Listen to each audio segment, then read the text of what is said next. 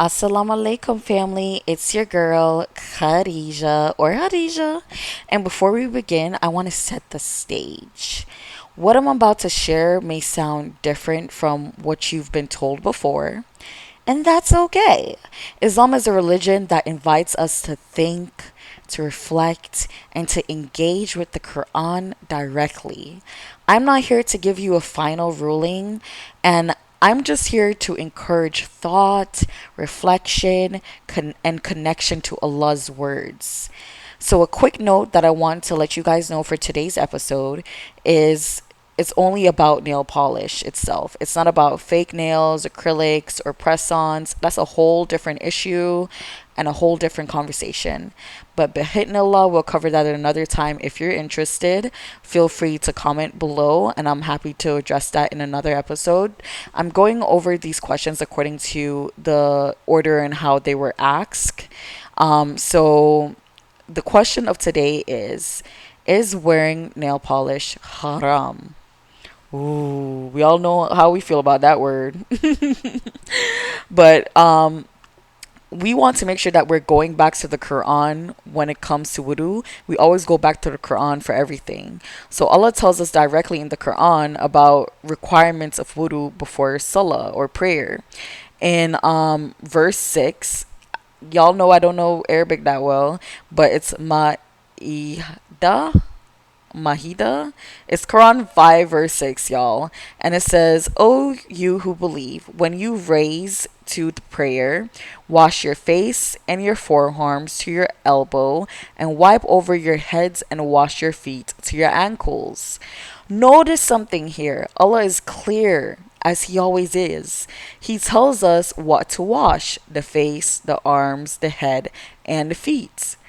But he does not go into the technicalities or technical details about coating, surface, or nail polish. So, what he does emphasize is the principle that the water should reach those areas that were mentioned. Period. Similar to the conversation that we had in a previous podcast episode where someone asked, "Is wearing braids haram?" And we went over the details of wudu. You could go back to that episode if you want to have a more detailed description of wudu. But we're just doing a quick review here because we've already went over it before. So now, the concern people raise is this: regular nail polish forms a solid layer on top of the nail, which may block water. If water can't reach the nail, then is the wudu invalid, right? That's why so many scholars advise against it. But here's where we pause. Because we already know the Wali community, we think, baby. We don't just follow blindly. We think and we use the spirit of discernment. So the Quran does not explicitly say remove nail polish. What it says is wash. Let me say that again. Wash. So the real question becomes, does the water fulfill that requirement? That's what we should be asking. And here's something interesting. Modern technology has also created quote unquote breathable nail polish that allows water and air to pass through. So some scholars has accepted that as valid, while others remain the same, cautious, and say that even that cannot be trusted. So we see here that there's space for reflection, and for us to look deeper. At the end of the day, these scholars are what? Like I always say, they're human. Last time I checked, they are not Allah, and the only person that or the only thing that we should listen to, the only being that we should listen to is Allah. We should not be listening to other people. When it comes to Allah, we listen to Allah.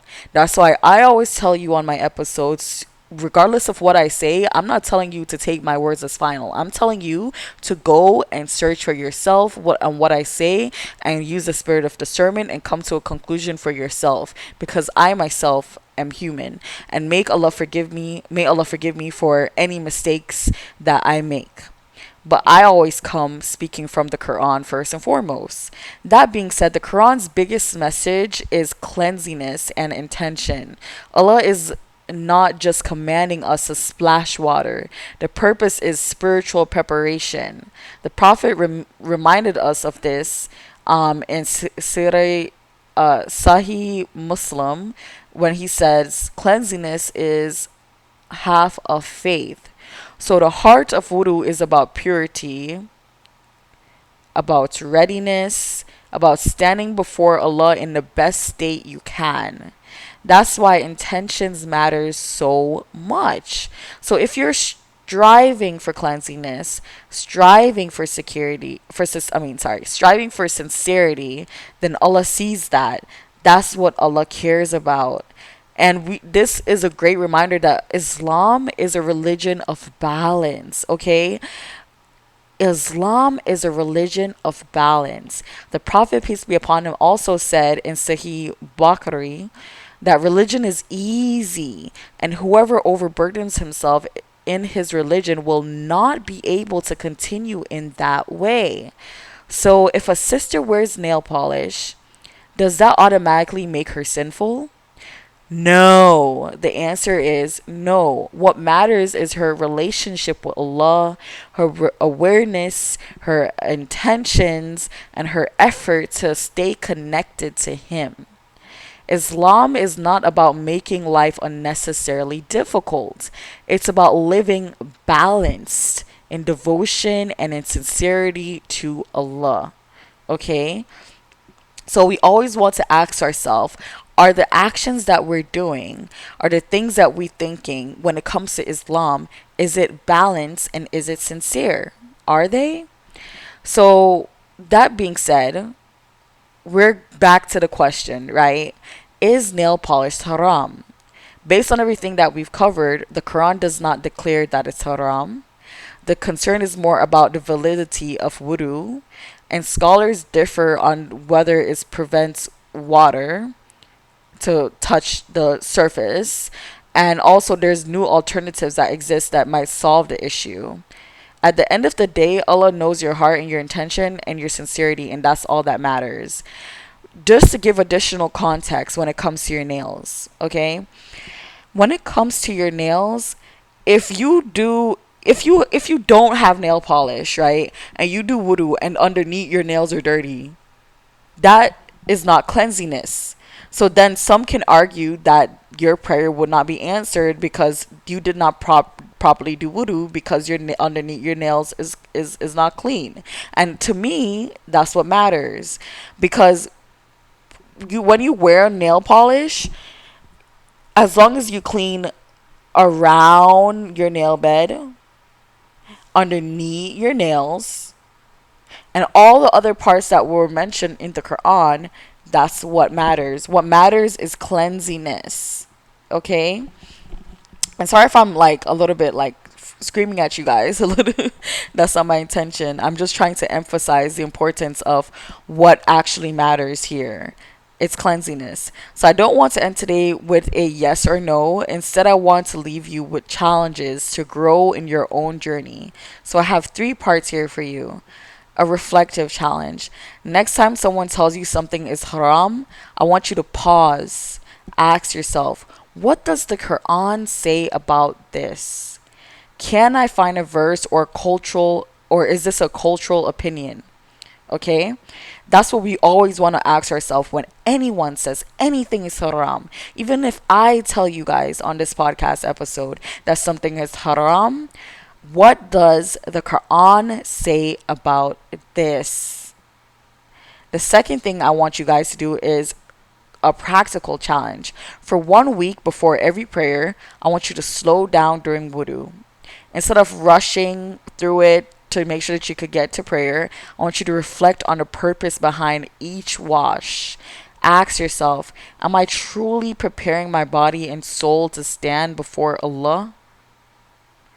Take your time. Wudu is also an act of worship. So act accordingly and take your time doing wudu.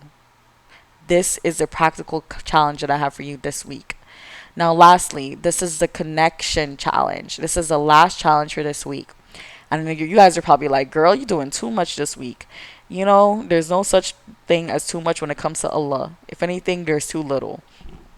So, with the connection challenge, I want you guys to choose one habit in your daily life, whether it's nail polish, clothing, food. I want you to study it deeply from the Quran's lens. Don't just rely on hearsay. Don't just rely on what the cultural norms are. I want you to build your connection directly with Allah's words. So, what does it mean according to the Quran about the way that I dress? What does that look like? Right? I spoke about that as well for women specifically in another podcast episode, but I want you guys to look into that for yourself. But you could guys could start at my podcast episode. Um what does it mean to eat according to the Quran? What does it mean to look for everything that matters to you and try to build your connection with Allah's direct words in the Quran, because at the end of the day your relationship with Allah is that it's with Allah alone, and the relationship is strengthened not by blind acceptance of what everybody and their mama got to say, but by the thoughts and sincere reflection that you do on a regular basis. So this was private exclusive episode for those who have been following along. I may not publish this one widely, but I believe it's the most important conversation we have, because it's more than nail polish, right? It's how we approach Islam itself. That's what the main sorry guys. That's what the main I'm blanking right now. That's the main importance of this episode, is that we are sincere, we're balanced, we're truthful, and we're always seeking the Quran for answers. We're not seeking others' opinions or words for answers. Okay? And we're also making sure that other people are not twisting the Quran to favor their standing. Instead, they're using the Quran directly as is to answer a question. That's something that you should be mindful of, because there are some scholars, unfortunately, there are some religious leaders, unfortunately, that will twist the Quran according to their favor to allow their point to be come across according to whatever their perspective is on certain things. That being said, may Allah guide us all to sincerity, balance, and truth, and make this religion of Islam be as it's intended to be, easy for us to accept, digest, and to live out. Well, that's it, family. Looking forward to speaking with you guys again next episodes. Assalamu alaikum. Bye.